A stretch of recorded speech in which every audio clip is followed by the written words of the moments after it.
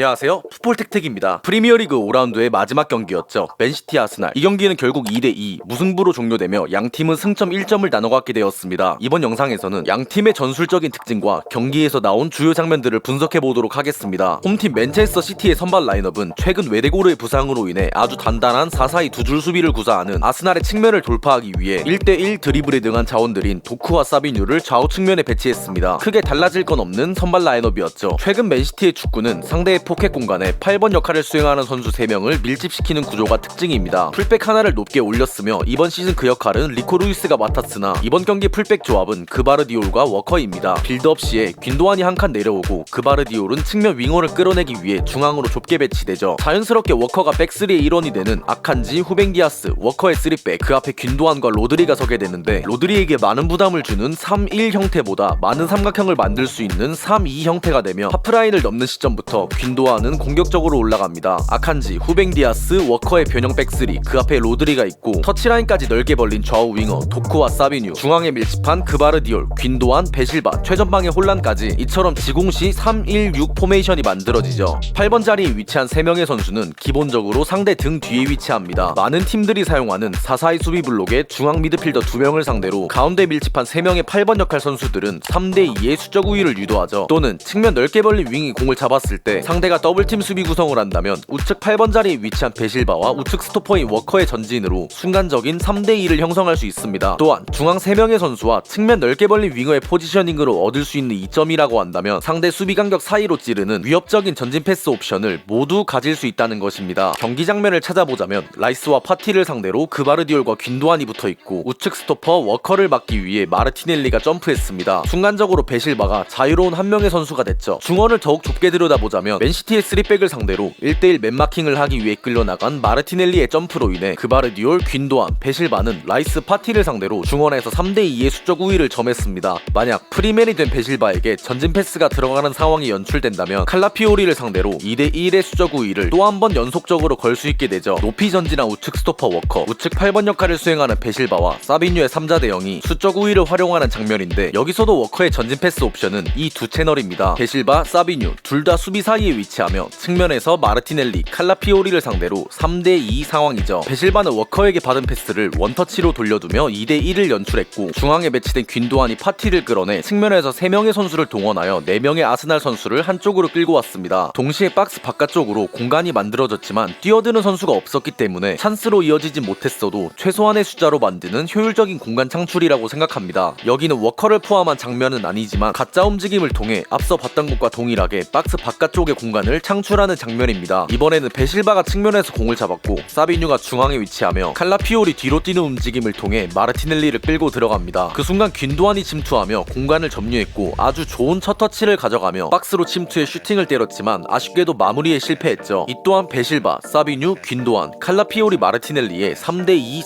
장면이었습니다. 이제 아스날을 볼 텐데 중원의 핵심 자원으로 볼 수 있는 아스날의 주장 외대고르가 부상으로 인해 뛸 수 없기 때문에 이번 경기 또한 아르테타 감독은 매우 촘촘한 간격을 유지하는 실리적인 4-4-2를 가동했습니다. 빌드업 시에 골키퍼를 활용한 백3를 형성하고 투톱의 압박에서 수적 우위를 가지려고 했죠. 경기 장면을 보자면 골키퍼와 중앙 수비가 후방에서 백3를 형성합니다. 라이스가 상대 투톱 사이에서 받고 살리바를 프리맨으로 만들고 패스한 뒤 다시 상대 수비 간격 사이로 이동해 공을 받았습니다. 수비를 최대한 끌어들이며 측면에서 아군 선수들의 2대1 상황을 연출했죠. 내려온 사카에게 전달하며 효과적으로 측면에서 볼을 전개시켰습니다. 만약 하베르치를 겨냥해 길게 풀어간다면 역시나 여기서도 똑같이 골키퍼가 백3를 형성했습니다. 파티가 내려오며 공을 받았고 혼란의 시야를 끌어당긴 뒤 살리바에게 패스합니다. 효과적으로 상대 투톱의 압박을 분산시키며 다시 골키퍼를 향한 3자 패스를 통해 라엘가 정교하게 패스할 수 있는 시공간적 여유를 만들었죠. 하베르츠에게 공중볼 경합을 붙이고 공을 따낸다면 측면으로 연결합니다. 두 가지 전개 방식에서 찾아볼 수 있는 점은 중앙 미드필더로 나온 라이스와 파티가 후방에서 패스 줄기를 담당하고 팀버를 다양한 연계 자원으로 활용했으며 앞선 장면들과 똑같이 사카와 2대1 패스 옵션이라던가 하베르츠가 떨군 공중볼을 받는 것이죠. 이처럼 팀버를 우측 높게 올리며 전개는 거의 우측에서 벌어졌습니다. 다음으로 영상 초반에 언급했던 맨시티의 측면 부분 전술을 카운터치며 공간을 틀어막기 위해 수비 상황에서는 종종 6명의 수비 라인이 만들어지기도 했습니다. 아예 깊게 내려앉으며 기본적으로 칼라피오리, 마르티넬리의 더블팀 수비, 좌측에서 뛰는 트로사르와 파티까지 박스 안에서 3대2의 수적 우위를 점하며 아주 단단한 수비 블록을 유지했습니다.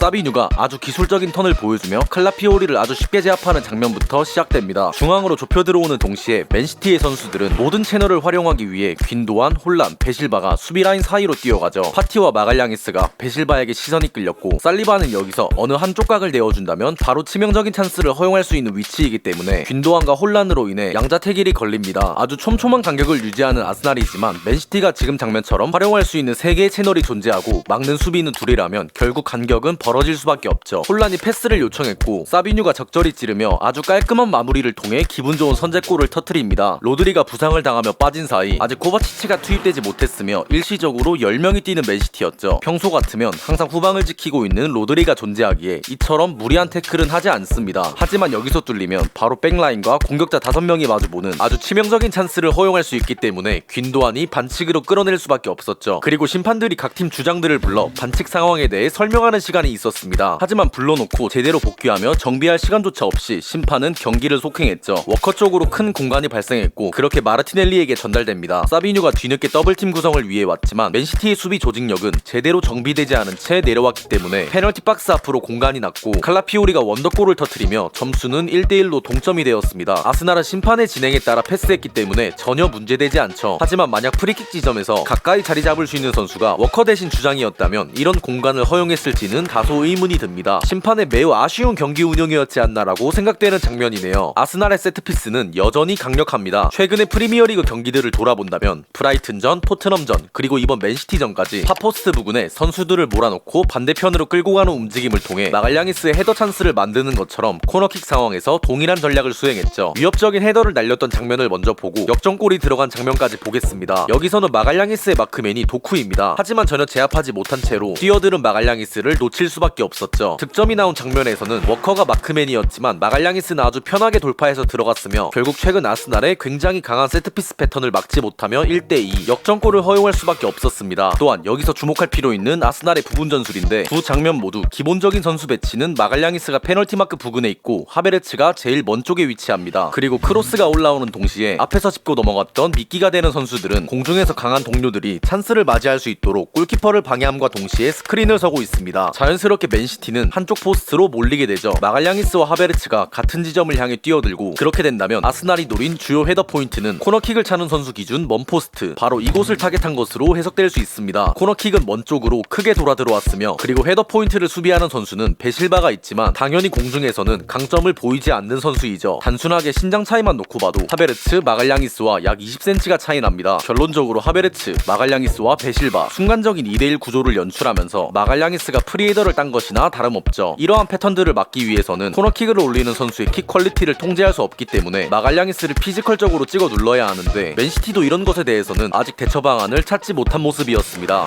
트로사르의 파울로 휘슬이 불렸고 그때까지만 해도 주심은 맨시티의 공격 방향으로 팔을 뻗고 있었습니다. 하지만 트로사르가 이 공을 차내는 동시에 카드를 꺼낼 준비를 하는데 프리미어리그 판정을 공유하는 매치센터에 의하면 트로사르의 반칙은 시간 지연에 대한 경고라고 전해졌으며 카드 누적으로 퇴장당하며 전반전이 마무리됩니다. 후반전에 들어서 바로 교체 카드가 나왔죠. 사카를 빼고 화이트를 넣는 극단적인 5-4-0 형태를 통해 어찌됐건 한 골 차로 앞서가고 있으며 한 명이 부족하기 때문에 내려앉아서 끝까지 버티겠다는 의도가 보이는 교체였습니다. 이처럼 벤 화이트가 중앙 수비에 배치되는 5-4의 형태로 단단한 수비 블록을 구축했죠. 내려앉은 수비를 공략할 때 중거리 또한 하나의 옵션입니다. 균도안이 아스날의 미들라인을 밀고 들어가고 있고 베실바의 측면 돌파를 통해 백라인을 깊게 끌고 들어간다면 한쪽의 두 줄 수비는 거의 라인이 딱 붙게 되는데 여기서 가질 수 있는 옵션은 컷백이라는 선택지죠. 베실바와 균도안의 움직임으로 컷백을 할 수 있는 공간이 났고 여기서 내려앉은 수비를 깨기 위해서는 계속해서 중거리 슈팅이 필요합니다. 현재 박스 바깥에서 중거리 슈팅을 노릴 수 있는 자원으로는 코바치치가 있으며 아쉽게도 이 공은 크게 떠서 관중석으로 넘어갑니다. 이처럼 잘 풀리지 않는 경기에서 로드리의 중거리 클러치 한 방으로 중요한 시점마다 재미를 봤던 맨시티였기 때문에 데브라이너도 없는 상황에 로드리까지 없다 보니 효과적인 중거리 슈팅이 나오지 않았던 게 매우 아쉬운 포인트입니다. 득점으로 연결되진 못했지만 혹은 이런 장면처럼 중거리를 때리고 제3의 선수에게 세컨볼이 떨어지는 것처럼 크게 내려앉은 수비를 공략할 때는 이와 같이 예측할 수 없는 상황을 연출하는 것이 한 가지의 방법이 될 수 있다고 생각합니다. 있습니다. 도쿠와 포든이 바뀐 다음 과르디올라 감독이 경기를 무승부로 돌린 결정타를 치게 된 교체 카드인데 워커와 사비뉴를 불러들이고 스톤스와 그릴리시가 들어갑니다. 여기서 찾아볼 수 있는 전술 변화는 원래 중앙에 배치되었던 3명의 8번 역할 중 하나를 맡았던 그바르디올은 좌측 스토퍼가 되었고 디아스와 아칸지까지 백스리를 형성합니다. 그 앞에 코바치치가 있으며 중앙에서 우측으로 자리를 옮긴 베실바, 좌측으로 배치된 그릴리시, 중앙 3명의 선수 조합은 포든, 스톤스, 귄도안이 되죠. 스톤스는 수비수로 뛰기보다도 이제 진짜 얼마 남지 않은 시간 속에서 전방에 배치되어 공격수 역할을 수행하며 공중볼 경합 혹은 상대를 교란시키는 움직임들을 가져갑니다. 마지막 동점골이 나온 장면인데 코너킥을 빠르게 전개시킨 그릴리시가 아스날의 선수들이 더블팀을 붙기 전에 측면에서 1대1 찬스를 맞이했고 박스 안에서는 아칸지, 그바르디올, 스톤스, 후뱅디아스가 상대 백라인을 눌러놨기 때문에 코바치치에게 슈팅 찬스가 나왔습니다. 지체할 시간 없이 바로 때린 슈팅은 라야가 1차 선방을 가져갔지만 흐른 공이 스톤스 앞에 떨어졌고 그대로 밀어넣으며 2대2 거의 끝나기 직전인 후반 추가 시간에 극적인 동점골에 성공합니다. 그리고 이 경기의 후반전 스탯을 보자면 점유율 88대 12, 슈팅수 28대 1과 같이 아스날은 정말 작정하고 내려앉아 버렸죠. 한 명이 퇴장당한 사건에도 불구하고 맨시티를 상대로 거의 60분을 틀어막는 놀라운 수준의 수비 조직력을 보여줬지만 90 플러스 8분, 추가 시간이 7분이었던 후반전에서 마지막 단 하나를 놓치며 무승부를 챙기게 되었습니다. 그리고 로드리의 부상 소식인데 구단 측의 발표로는 인대 부상, 그러나 전방 십자인대 파열이라는 좋지 않은 소식 또한 들려오기도 합니다. 만약 십자인대 부상이 현실화된다면 다시 그라운드 위에서 뛸만한 몸 상태를 갖추기까지는 최소 약 8개월, 9개월은 소요되지 않을까라고 예상합니다. 이는 축구 선수에게 매우 치명적인 안타까운 부상이며 십자인대 부상을 당했을 때 여태 보여줬던 최고의 운동 능력을 다시 갖출 수 있을지도 미지수입니다. 좋은 모습을 보여줄 때 전방 십자인대 부상을 당했던 반다이크가 특이 케이스라고 볼 수 있죠. 불운한 부상을 당한 로드리 선수의 빠른 회복을 기원하며 이번 영상 마무리하겠습니다. 오늘은 여기까지입니다. 영상이 유익했다면 구독, 좋아요 한 번씩만 부탁드리겠습니다.